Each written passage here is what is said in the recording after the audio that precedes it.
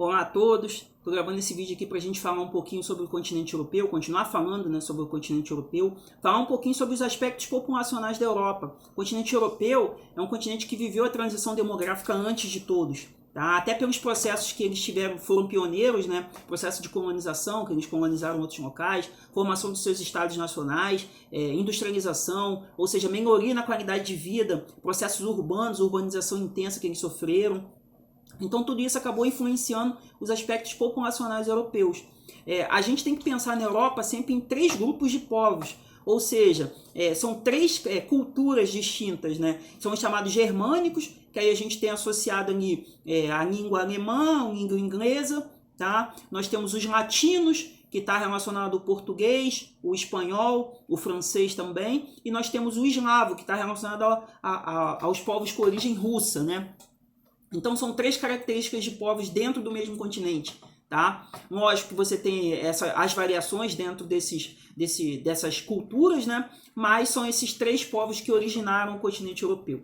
É importante que a gente pense na Europa, porque a Europa tem uma qualidade de vida muito boa relacionada assim, ao tempo de vida, né? As pessoas vivem bastante na Europa, mas por causa da chamada transição demográfica, tem um vídeo no canal que fala sobre, só para relembrar, a Europa durante muito tempo conseguiu controlar suas taxas de natalidade e as pessoas passaram, já viveram, né? Vivem muito tempo, né? Tem uma alta expectativa de vida. Então isso acaba fazendo com que a Europa tenha o seguinte processo: a população não teve uma renovação, a população envelheceu, tá? E muitas pessoas acabaram não tendo filhos, ou seja, esse controle rígido de natalidade, mesmo que seja mais de forma cultural do que uma proibição, porque, por exemplo, na China eles tinham a política do filho único, na Europa não tinha essa política do filho único, mas incentivava-se que as pessoas tivessem um planejamento familiar. Lembram das teorias populacionais? Elas chegaram muito forte na Europa também, tá? Teoria malthusiana, população vai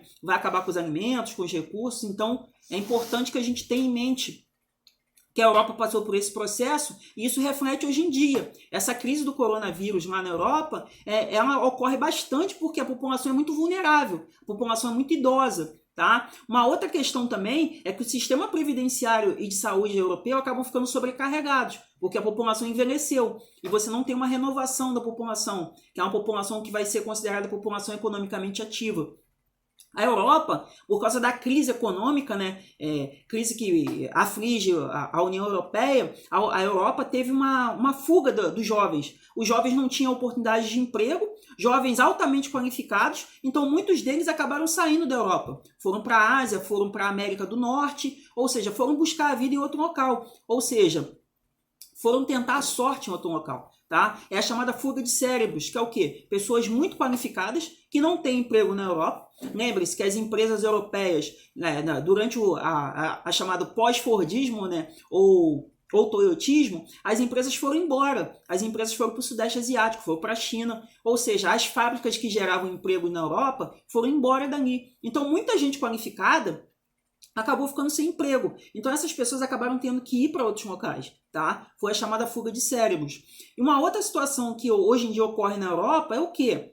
Por causa da livre circulação de pessoas dentro da União Europeia, no chamado espaço de Schengen, acaba existindo um movimento assim, neonazista, podemos dizer assim, que são movimentos que têm repulsa aos imigrantes, mesmo que sejam europeus, principalmente os europeus do leste europeu, antigo leste europeu. Então eles acabam sendo meio que rejeitados. E nós temos a situação dos refugiados, que é uma galera que está saindo do Oriente Médio, saindo da África, saindo de locais que sofrem com guerras, com epidemias, com perseguições políticas, perseguições religiosas, e eles vão tentar a sorte na Europa. Só que esses refugiados não são bem-vindos na Europa. Tá? Eles não são tratados como pessoas que vão renovar a população europeia. Eles são tratados como um problema. Muitos desses refugiados acabam perdendo a vida no mar Mediterrâneo. Tá? O grande cemitério na Europa que eles dizem atualmente é o mar Mediterrâneo, porque muita gente acaba tentando a travessia daquele mar e acaba morrendo nesse processo, porque é uma travessia perigosa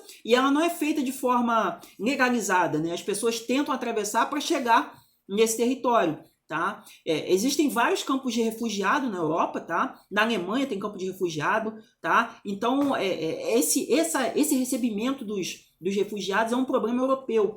Uma das causas da saída do Reino Unido da União Europeia é essa questão dos imigrantes, tá? Essa questão dos refugiados. Eles não querem receber. Na verdade, ninguém quer receber esses refugiados. No Brasil, a gente passou por um processo de recebimento de refugiados advindos da Venezuela.